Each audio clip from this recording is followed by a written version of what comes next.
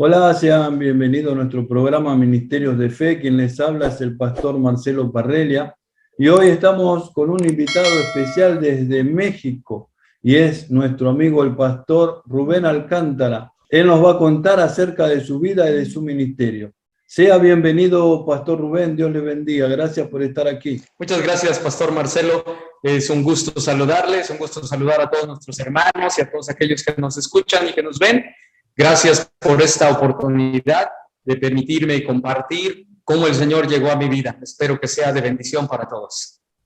Con seguridad que va a ayudar a muchas personas su testimonio, y lo que queremos es saber cómo era su vida antes de conocer a Jesús. ¿Cómo era mi vida antes de conocer a Cristo? Yo mentalmente, en mi mente, yo creía que yo vivía la vida de todo mundo. Vemos a nuestro alrededor, cuando no tenemos a Cristo, miramos a nuestro alrededor y vemos a la gente y decimos, yo no estoy tan mal como él o como aquella persona. Entonces, yo sabía que mi vida estaba mal, vacía, destruida, sin sentido.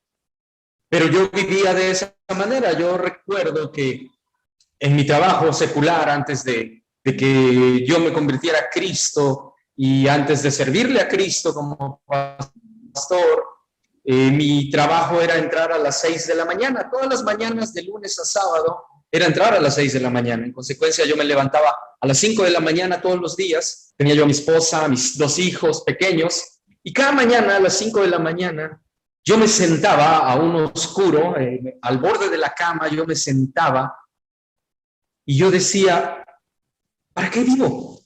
¿Qué sentido tiene la vida? Trabajar, comer, dormir. Trabajar, comer, dormir. Esa era mi vida, una vida vacía y sin sentido. Y miraba yo a mis hijos y a mi esposa y decía, bueno, aunque la vida no tenga ningún sentido, yo tengo que seguir adelante por ellos. Entonces mi vida era vacía, era triste.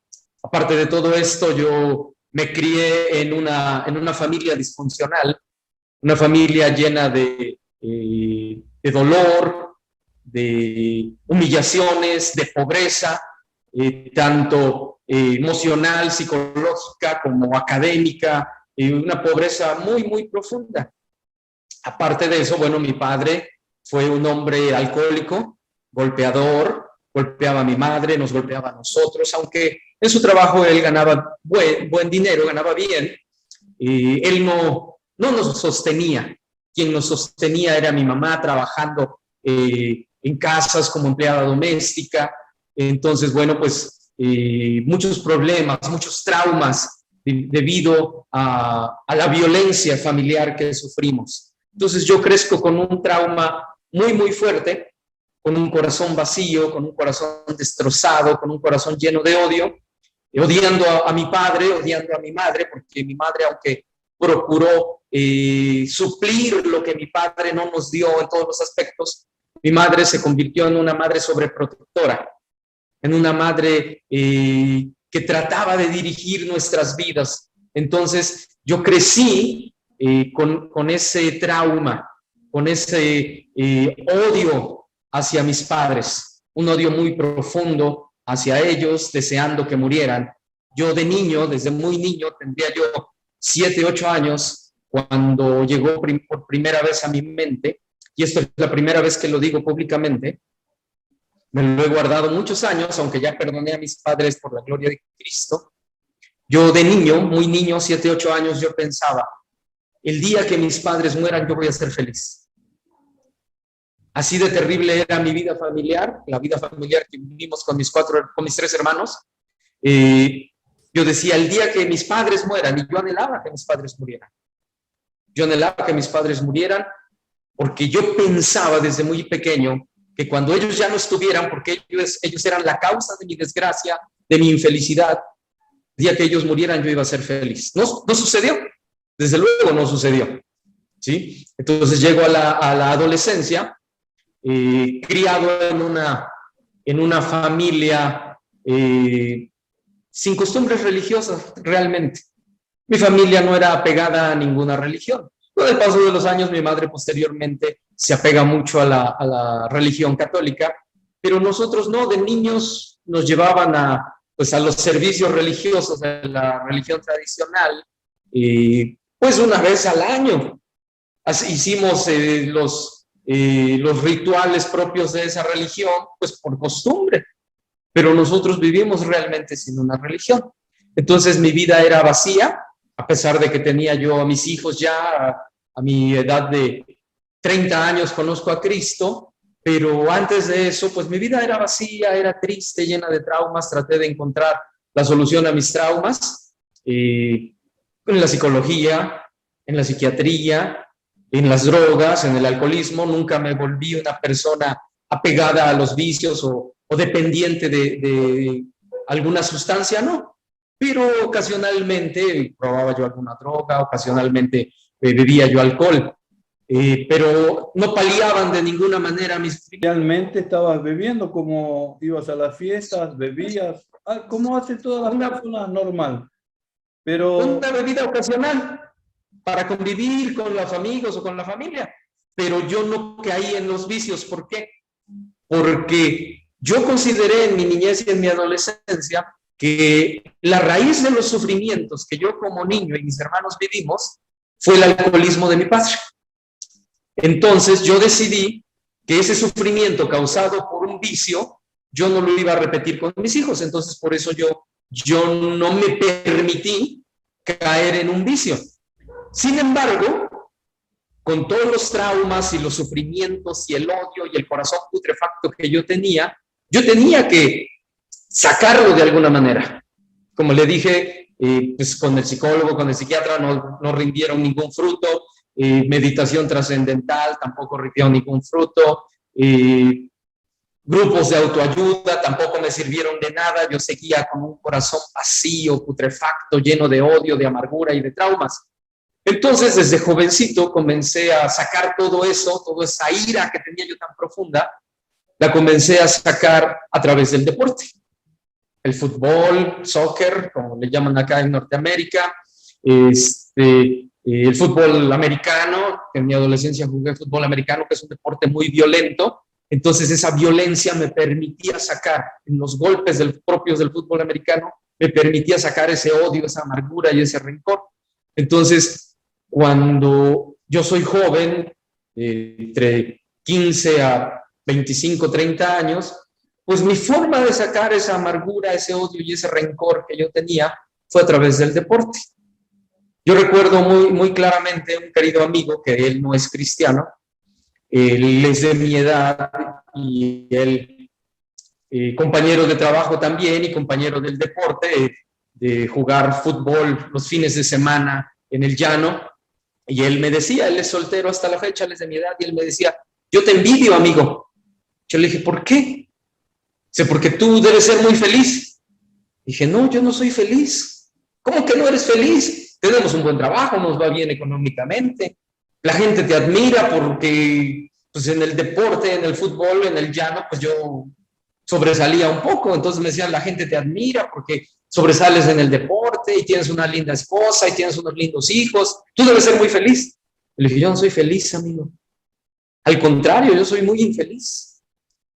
Lo que sucede es que el deporte me permitía sacar todo ese trauma que durante tantos años yo guardé en mi mente y en mi corazón, pastor.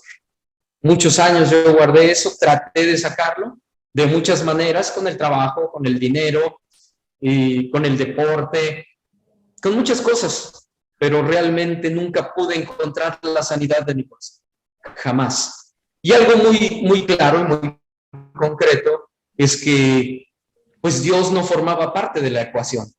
Dios no formaba parte de la ecuación en la cual yo trataba de sanar mi vida. ¿Por qué? Porque como ya les comenté, mi familia pues no era una familia religiosa. A la edad de 14 años yo comencé a leer. Por otro lado, yo no tengo estudios académicos elevados, solamente tengo estudios secundarios. Pero yo comencé a leer. A la edad de 14 años comencé a ilustrarme, a leer, un libro tras otro, un libro tras otro. Me convertí en un adicto a la lectura. Y dentro de la lectura, bueno, pues mis lecturas favoritas eran la historia universal. Y me encontré a la edad de 14 años con una serie de libros que relatan la historia de las religiones desde un punto de vista muy negativo. Que la religión, bueno, pues es responsable de muchas desgracias en la humanidad, y viendo cómo en distintos movimientos religiosos, pues hay muchos errores, como nosotros los tenemos actualmente, y eso me llevó a decir, yo no quiero nada con ninguna iglesia, porque la iglesia, cualquier iglesia de cualquier nombre, le vamos a encontrar errores, porque están compuestas por seres humanos. Entonces yo a una edad de 14 años, lleno de amargura, porque de niño, pues al ver cómo mi papá golpeaba a mi mamá, yo decía, ¿y dónde está Dios? ¿Por qué Dios no defiende a mi mamá? ¿Por qué Dios no nos defiende a nosotros de mi papá? Entonces creces con esta idea errónea y después te encuentras con escritores, con historiadores resentidos, que lo único que hacen es atizar el fuego que tú tienes. Entonces yo me convertí en ateo a la edad de 14 años. Me convierto en ateo a la edad de 14 años y digo, Dios no existe. Si Dios existiera, el típico argumento de cierta clase de ateos, si Dios existiera, pues no permitiría que yo como niño sufriera, que mi mamá sufriera, no permitiría el hambre, etc. Entonces me declaro ateo a la edad de 14 años. Desde la edad de 14 años. A la edad de 16 años sucede algo en mi vida. Una persona, un familiar, me dice, mira, tú no crees en Dios, ¿verdad? Le dije, no, yo no creo en Dios. Me dice, mira, te presento esto. Esto sí sirve, esto sí te va a ayudar. Una estampa, una imagen, con una oración, con un rezo al reverso. Y le digo, ¿qué es? Dice, es la oración a la Santa Muerte. Aquí en México, se le conoce como la Santa Muerte. Y me dice, mira, ella te va a ayudar. ¿Y qué es? Dice, pues es un santo, no tiene nada de malo. Así como existe San Jerónimo, San Fulano, etcétera, pues también existe la Santa Muerte. Yo le dije a esta persona, ¿y tú le has pedido cosas? Claro que le he pedido cosas, ¿y te las ha dado? Por supuesto que me las ha dado. Y me dijo, haz la prueba, no pierdes nada con probar. Entonces recibí la imagen, la guardé y dije, bueno, pues voy a probar. ¿Por qué, siendo ateo, decidí probar el culto a la Santa Muerte? Porque en mi lógica juvenil, tenía yo 16 años, yo dije, Dios no existe, pero la muerte sí existe. Tengo una pregunta.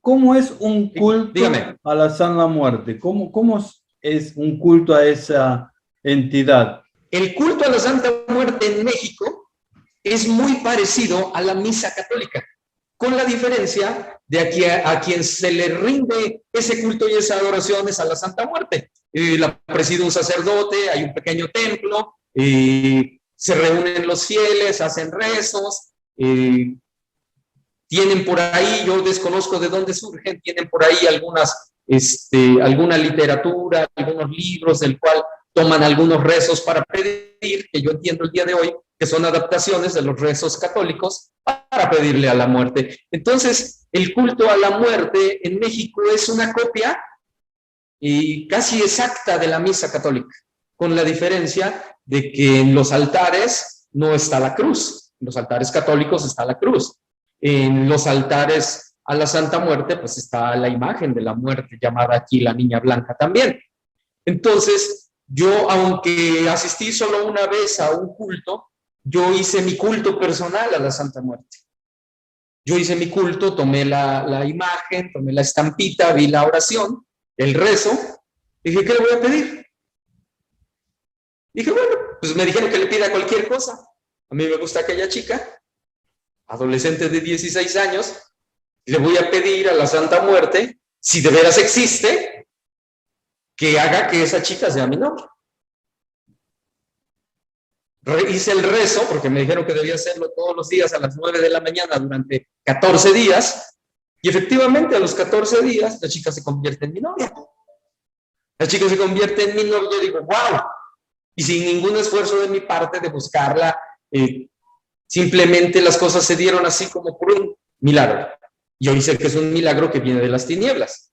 Entonces, a partir de ahí, yo adopto a esa entidad llamada la Santa Muerte, la adopto como mi protectora. Porque a fin de cuentas, aun cuando ateo, sabía yo que necesitaba una protección sobrenatural. Y a mí me dijeron, ella te va a proteger, no te va a pedir nada. Solamente ofréndale unas flores, una manzana, un vaso de agua. Ah, perfecto. Entonces, desde los 16 años hasta el día en que me convertí a Cristo, que fue a la edad de 30, casi 31 años, la Santa Muerte fue mi protectora. Fue mi protectora. En muchas ocasiones, yo Perdona, tuve ¿y la la oportunidad. Santa Muerte te dio felicidad? No, por supuesto que no. Me dio lo que Pero le te dio la pedía. novia. Me dio la novia, me dio lo que yo le pedía, algunas cosas intrascendentes. Yo le pedía esto, le pedía aquello, me lo concedía. Y lo único que tenía que hacerle es ofrendarle poner la imagen, prenderle una vela, ofrendarle un vaso de agua junto con la vela, una manzana, y nada más. No trajo ninguna clase de sanidad a mi vida, no trajo ninguna clase de felicidad, no trajo ninguna clase de certeza. Pero como seres humanos, perdidos en las tinieblas, tratamos de aferrarnos a cualquier cosa. Y por eso le dije hace un momento, Dios no formaba parte de la ecuación. Entonces, había momentos en que al estar solo, y esto me sucedió siempre al atardecer, cuando comienza el sol a declinar y comienza a oscurecer la tarde, yo siempre a mi izquierda, yo sentía una presencia a mi izquierda.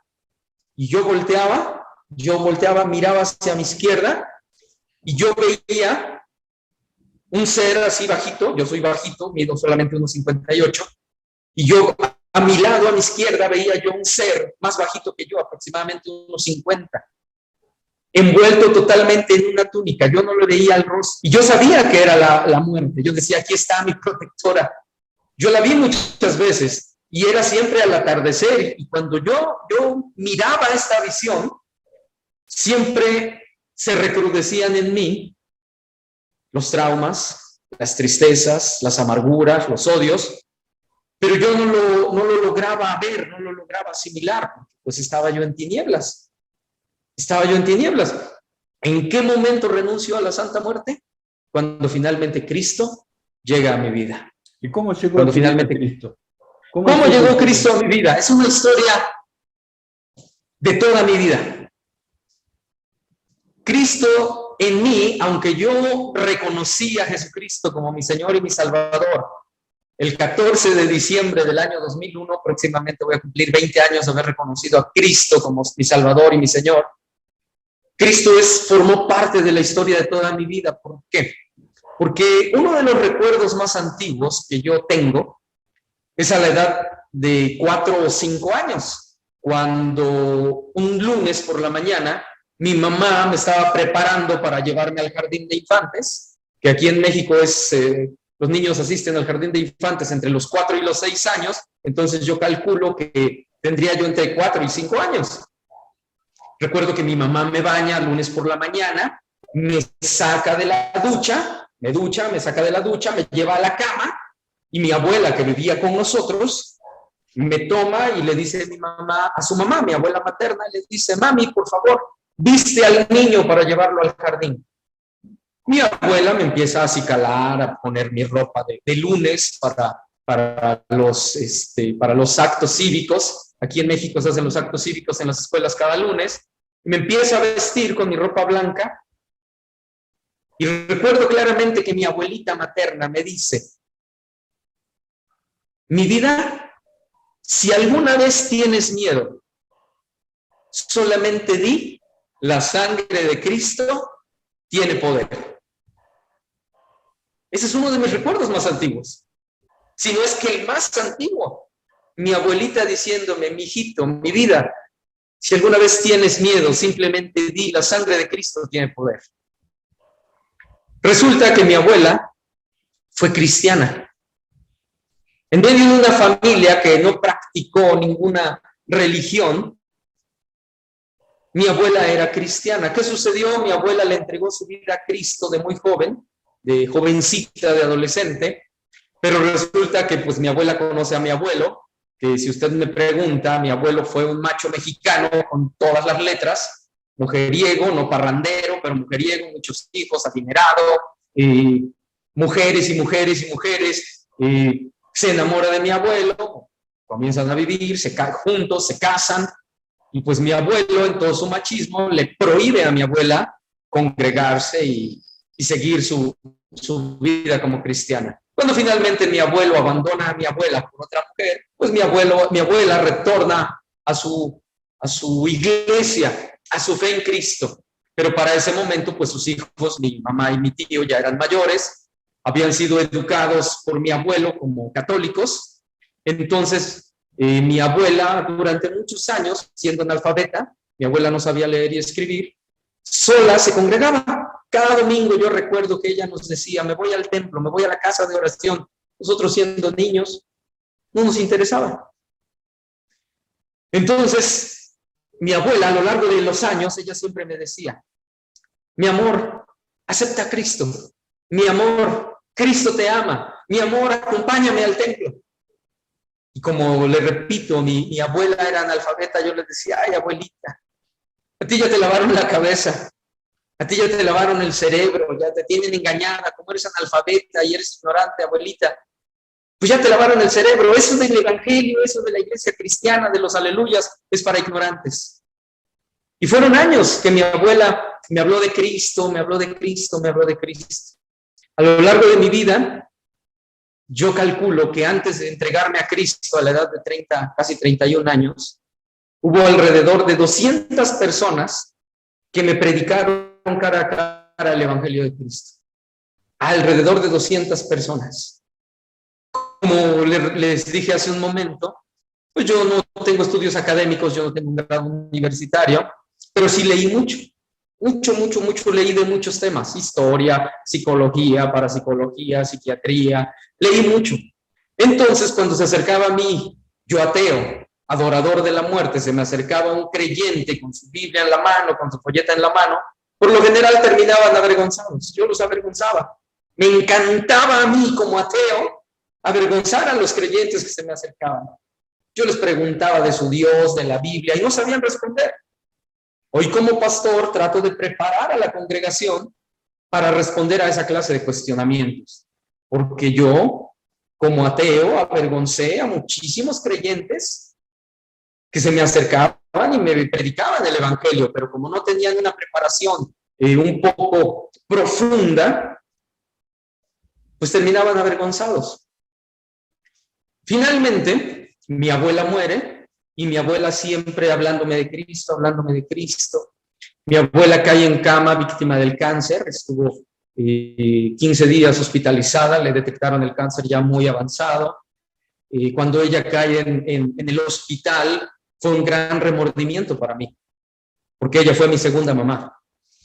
Fue un gran remordimiento para mí que cuando yo fui a cuidarla al hospital, yo entré a su casa y busqué su Biblia. Ateo yo, busqué su Biblia. ¿Por qué? Porque muchas veces mi abuelita me decía, mijito, por favor, léeme la Biblia. O sea, yo no te voy a leer eso, abuelita. ¿Cómo crees que yo te voy a leer ese libro de fantasías? Y muchísimas veces me negué a leer la Biblia para mi abuela. Cuando mi abuela está en el hospital ya inconsciente a causa del cáncer, llego yo a su cuarto de hospital y le pido perdón. Le digo, mamita, perdóname. Debí haberte leído la Biblia, aunque yo no creía en ella, tú sí creías. Entonces ahí dije, ¿qué leo? Me puse a buscar, yo no conocía la Biblia y encontré el Evangelio de Juan. Dije, pues aquí está, parece que esta es la historia de Jesús. Y se la leí ahí en el hospital, le leí el Evangelio completo. Mi abuela fallece con la familia, mi tío, su otro hijo, aparte de mi mamá, se encontraba en los Estados Unidos. Entonces dijimos, ¿qué vamos a hacer? Pues nosotros no sabemos nada de su religión. Pues vamos a respetar lo que era ella. Vamos a buscar a sus hermanas del templo para que ellas vengan a hacer un rezo, no sabemos qué. Entonces llegó un grupo de hermanas, hicieron un precioso servicio funeral. Me conmueve mucho. Hicieron un hermoso servicio funeral para mi abuela. Finalmente, en el cementerio, cuando sepultamos a mi abuela, la hermana que estaba presidiendo el servicio funeral dijo estas palabras: si alguien se interesa en Jesucristo y en todo lo que nosotros hemos dicho y orado para despedir a la hermana Paulita, acérquese a nosotros para que le hablemos de Cristo. Entonces algo en mi corazón, pastor, hermanos, ahí en el cementerio decía: yo quiero eso. Lo que estas señoras dijeron, lo que leyeron, lo que cantaron, yo lo quiero. Pero el ateo dentro de mí dijo: no, eso es para ignorantes. Eso es para ignorantes, tú no lo necesitas. Se acabó la discusión. Un año después de que fallece mi abuela, mi mamá se convierte a Cristo, la hija de mi abuela se convierte a Cristo, y le entrega su vida a Cristo, y mi mamá comienza a hacer una labor evangelística muy importante dentro de la familia. Se convierte mi papá, se reconcilian, se convierte mi papá al evangelio, se convierte mi hermana, se convierte en mis sobrinos, mi hermano, uno de mis hermanos, mi cuñada, se convierte mi esposa, se convierte mi hijo, que en ese momento tenía 10 años, pero yo no. Y vamos al templo y acepta a Cristo, y llegó una ocasión, una tarde, a la casa a mi mamá, y mira, vengo a hablarte de Cristo. Ay, mamá, por favor, a mí no me hables de esas cosas.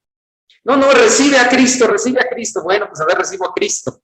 Hice una oración para recibir a Cristo, pero de labios hacia afuera. No fue de corazón. Dije, bueno, con tal de que me deje de molestar mi mamá, pues hago esta oración y ya. Me dice mi esposa: acompáñanos al templo, acompáñanos al templo, acompáñanos al templo. Finalmente los acompaño al templo por 2 razones. Acompaño a mi mamá, a mi papá, a mi familia al templo por 2 razones. Uno, porque mi mamá me dijo: mira, ve al templo. Si no te gusta, no regreses. Yo dije: no me va a gustar, así que no regreso. Nada más para quitármelos de encima.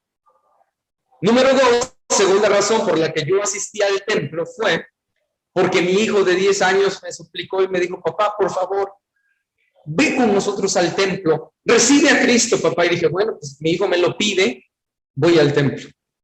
Yo fui al templo con una actitud totalmente crítica. A criticar todo, critiqué el sermón, critiqué a los hermanos, critiqué la alabanza, todo lo critiqué, llegué con una actitud totalmente crítica.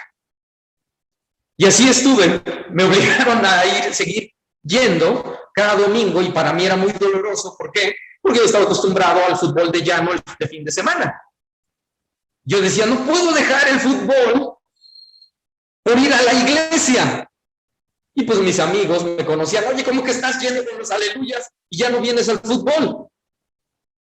Pues ni modo. Entonces estuve así 2 meses, no sé, 3 meses tal vez, yendo al templo, acompañándoles, obligado. Comenzaba el culto, yo cruzado de brazos, los hermanos cantando y adorando al Señor, y yo cruzado de brazos y criticándoles. Comenzaba el sermón y yo le decía a mi esposa: ¿sabes qué? Yo me voy a salir cuando termine este señor de hablar, ya me espero allá afuera.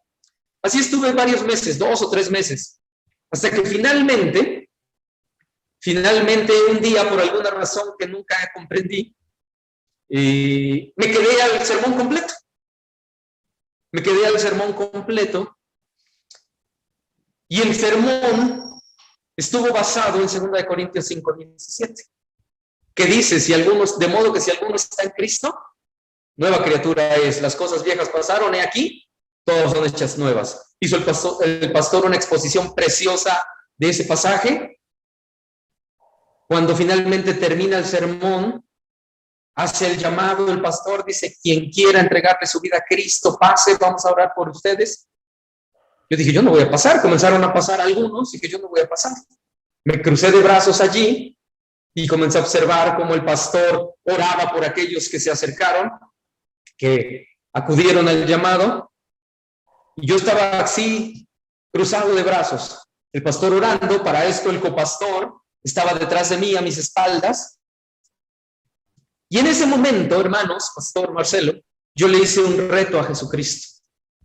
En ese momento yo le dije a Jesús, Jesús, si realmente tú existes, y si es cierto lo que ese señor acaba de decir,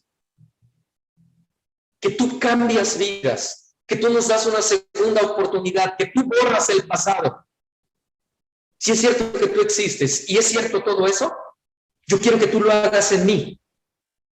Pero no quiero, Jesús, que me digas ven dentro de 15 días, ven, regresa dentro de un mes. Si tú existes así, quiero que lo hagas, me troné los dedos. Yo quiero que tú lo hagas, pero ya. Si tú existes, quiero que lo que ese señor dice, lo hagas en mí, pero ya. Si tú existes. Me volví a cruzar de brazos. Cuando me di cuenta, el copastor estaba aquí parado a mis espaldas para orar por mí. Puso su mano en mi cabeza, me recorrió una descarga eléctrica desde la cabeza hasta los pies. Y en ese momento desapareció el odio. En ese momento desapareció la amargura. Tenía yo a mi papá a 3 sillas, ese hombre al que yo odiaba tanto, ese hombre que yo decía que pase un tráiler y lo atropelle, lo despedace, lo odio. Lo tenía yo a 1 metro de mí. Y en ese momento lo miré y por primera vez en décadas yo sentí amor por ese hombre. Fue algo instantáneo. Yo le reté a Jesús. Le dije, si tú existes, hazlo ahora. Y el Dios Altísimo me respondió. En ese momento perdoné a mis padres. En ese momento el corazón putrefacto que tenía yo fue sanado. En ese momento me sentí una nueva persona. Yo no lo sabía explicar, pero en ese momento yo me sentía una nueva persona. El dolor, la amargura, el sentimiento de culpa se fue. Después entendí que había yo nacido de nuevo. En ese momento yo había nacido de nuevo. Cristo había perdonado mis pecados. ¿Qué cambió en tu vida cuando aceptaste a Cristo? ¿Cómo fue ese cambio? Fue inmediato, pero después, al otro día, ¿qué pasó? Al otro día yo era un hombre nuevo. Feliz, lleno de gozo, lleno de vitalidad. Ese vacío inmenso que yo tenía en mi corazón, por primera vez estaba lleno. Me sentía yo completo. Amé a mi padre, amé a mis hermanos, amé a mi madre, amé a todo mundo. Me convertí en una persona verdaderamente feliz. Les dije hace un momento que este amigo me dijo, tú debes ser muy feliz, tienes todo. Y le dije, no, yo soy infeliz. Pero ahora, al día siguiente, el 15 de diciembre del año 2001, al día siguiente de ese encuentro glorioso con Jesucristo que me salvó, yo era una persona nueva. Lo que había yo buscado en el mundo, Cristo me lo dio en un abrir y cerrar de ojos. Una persona feliz, una persona plena, una persona que sabía, yo muy dentro de mí sabía que era mi segunda oportunidad de vida. Yo estaba convencido, antes de ser creyente, que la vida no da segundas oportunidades. Pero después de este encuentro glorioso con Cristo, yo sabía que esa era mi segunda oportunidad de vida, que yo había comenzado una nueva vida. Para mí, el 15 de diciembre del 2001, un día después de entregarle mi vida a Cristo y que Él me perdonó, yo sabía que yo era una nueva persona. Yo sabía que yo era un nuevo Rubén Alcántara. Yo no lo sabía explicar. Yo no podía explicarlo, pero decía, yo soy nuevo. Yo he sido renovado. Mi corazón está limpio. La hoja de mi vida fue borrada. Y tengo ahora la oportunidad de escribir una nueva vida. No sé por qué, pero Cristo lo hizo. Cuando comenzó todo ese cambio que tuviste de vida, ese nacimiento, tu familia ya era cristiana, todo ese amor que empezaste a experimentar, tu familia empezó a experimentar el amor de Cristo. Así es. Tú, yendo a la iglesia, ¿en qué momento sentiste el llamado al servicio de Dios? Porque tú estabas sirviendo hasta la muerte. Y yo he Así es. escuchado así documentales, cosas de San la Muerte, acerca de que ella no perdona, ella te va a buscar y ella te va a reclamar, va a pelear por vos. Sí, ¿Tuviste esa lucha vos efectivamente. también? Aquí hay dos cosas, como usted bien menciona. Una, legalmente ya soy propiedad del Dios Altísimo. Legalmente. Yo lo entendí. De alguna manera, en mi desconocimiento de la Biblia, yo no conocía la Biblia para nada las primeras 2 o 3 semanas después de entregarme a Cristo.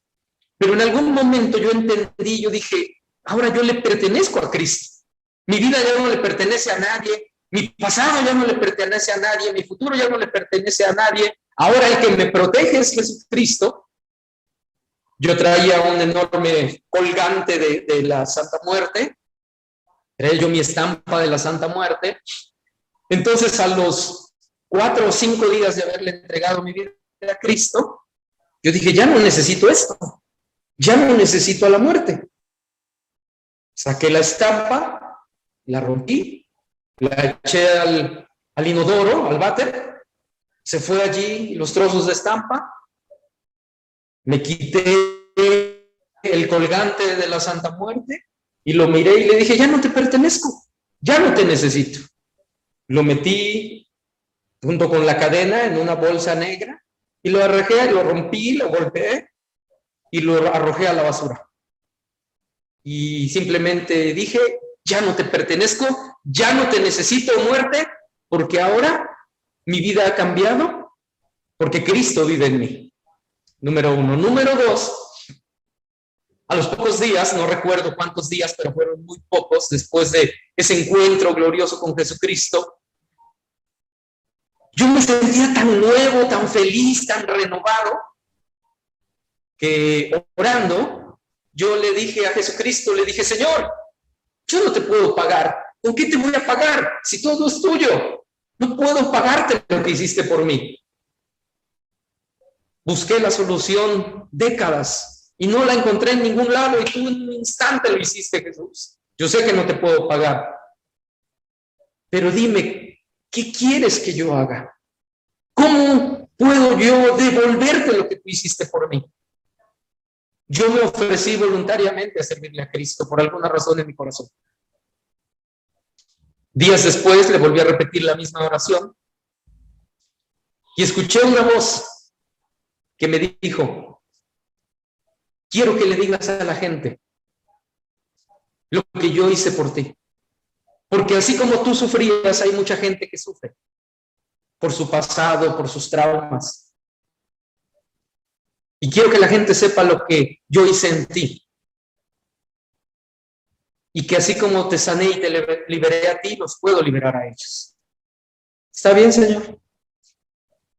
Transcurren 3 meses, como les comenté, yo me convertí, le entregué mi vida a Cristo el 14 de diciembre del 2001. Casualmente, el 14 de marzo del 2002, 3 meses después, bajo a las aguas bautismales. Allí, antes de bajar a las aguas bautismales, al estar orando, yo escucho una voz.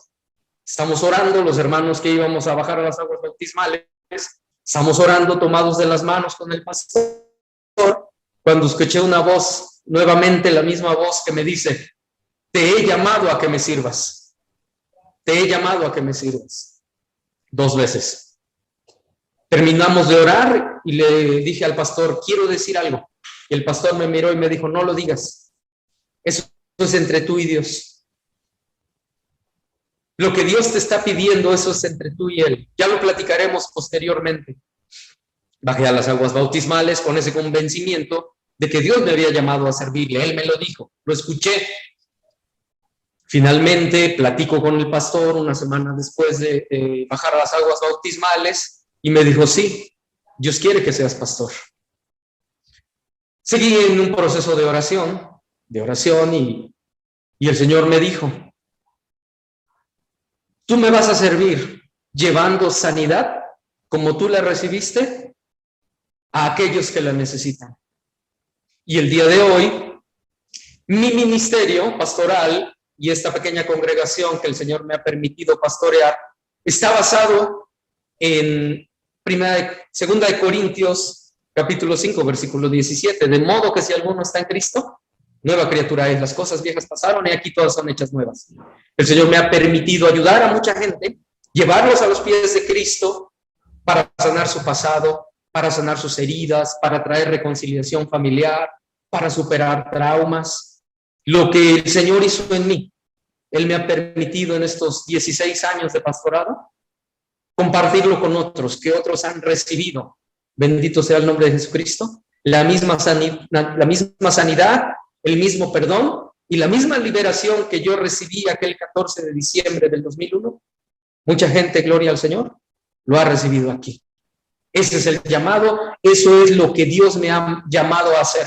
Ser un pastor que lleva a la gente a un encuentro con Cristo para ser salvos y para ser sanos. ¿Dónde se encuentra la iglesia, pastor? Aquí en la ciudad de Jalapa, Veracruz. Jalapa, Veracruz, México, en la calle Hortensia, número 16, Colonia Salud. Qué lindo. Si hay alguna persona que quiere entrar en contacto contigo, ¿tienes algún teléfono, alguna forma? Claro que sí. Mi teléfono es el 2281-278580. Mi móvil personal. No tengo WhatsApp por varias razones. Tengo Telegram, tengo Messenger. En Facebook tenemos una página de la iglesia con el nombre de Salvación y Vida Nueva. Salvación y Vida Nueva es el nombre de la iglesia y ahí podemos atenderles en el momento que lo necesiten, en el momento que lo requieran. Amén. Gloria al Señor. Si podías orar o si querés dirigirte al público con una palabra final. Claro que sí. Hace algún tiempo fui invitado a predicar a una iglesia hermana aquí en la ciudad de Jalapa y yo le pregunté al Señor, Señor, ¿qué necesita tu pueblo en esa congregación? Y el Señor me dijo, predica 2 Corintios 5:17 y da tu testimonio. Parte de mi testimonio que omití es que ya sirviéndole al Señor, llegó una hermana, terminó el sermón, terminó el culto, llegó aquí una hermana, ya mayor, ya anciana, llegó al culto, los minutos finales del culto, se sentó. Cuando termina el culto se acerca a mí y me dice, oiga, ¿puedo preguntarle algo? Claro. Dice, ¿usted es nieto de Paulita? Sí, yo soy nieto de Paulita. Mi abuela tenía un apodo cariñoso para mí, que muy pocas personas conocían. Y me dice, ¿usted es? Y dice mi apodo, que sí soy yo. Levantó los brazos la hermana y dijo, gloria al Señor, qué fruto. Y yo me extrañó su actitud y le dije, ¿por qué, hermana? Dice, mire, yo oré por usted más de 10 años. Paulita llegaba cada domingo y me decía, hermana, por favor, ore por mi familia, ore por mi hija, por mi hijo, por mis nietos, pero por favor, ore por mi nieto, por Rubén. Dice, yo me pasé, dice, me pedía especialmente orar por usted, no sé por qué, pero Paulita me pedía orar por usted. Dice, yo me pasé más de 10 años, hermano, orando por usted. Paulita murió y usted no se convirtió, pero mire, hoy le sirve a Cristo. Entonces eso yo lo compartí en aquella congregación. El pastor que me invitó a predicar pasó al frente, se arrodilló, lo ministré.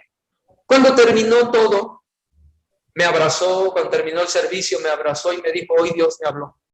Hoy Dios me habló a través de ti, varón. Tengo años orando por mi familia y no quieren entregarse a Cristo.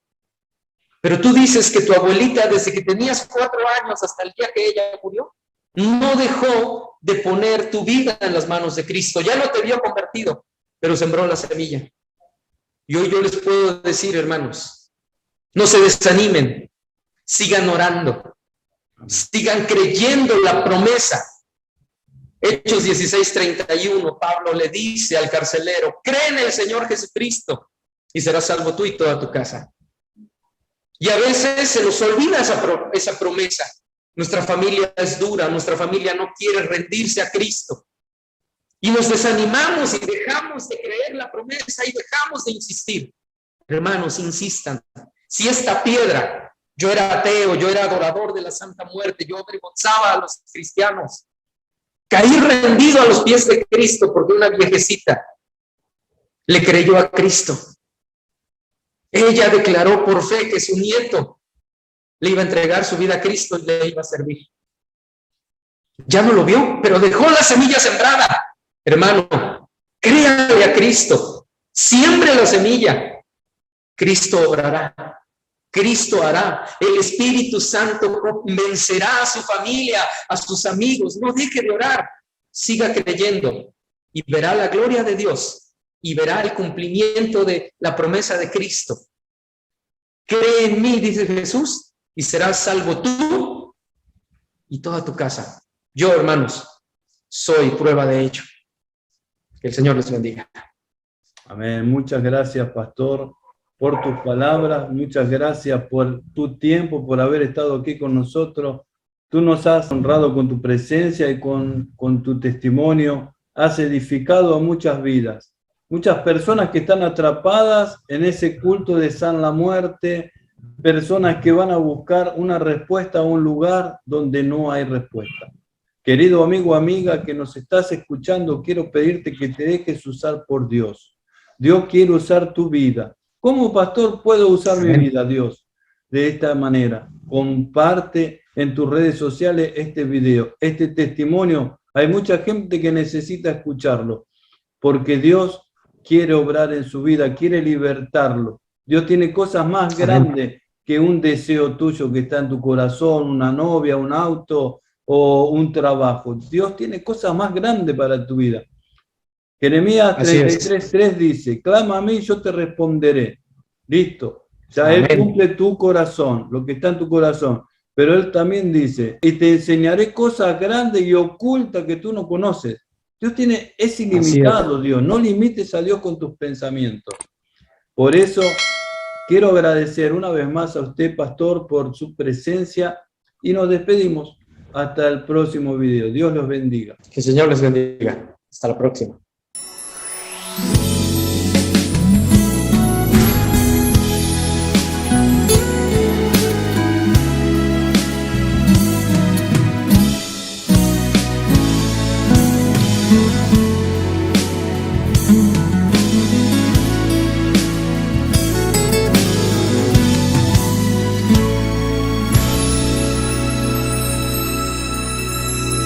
Dependo de tu unción, Señor, dependo de tu gracia. No hay razón alguna en mi vida sin tenerte. Y veo tu actuar y tu cuidado sobre mí. Conduces mi camino y me haces conocerte. Soy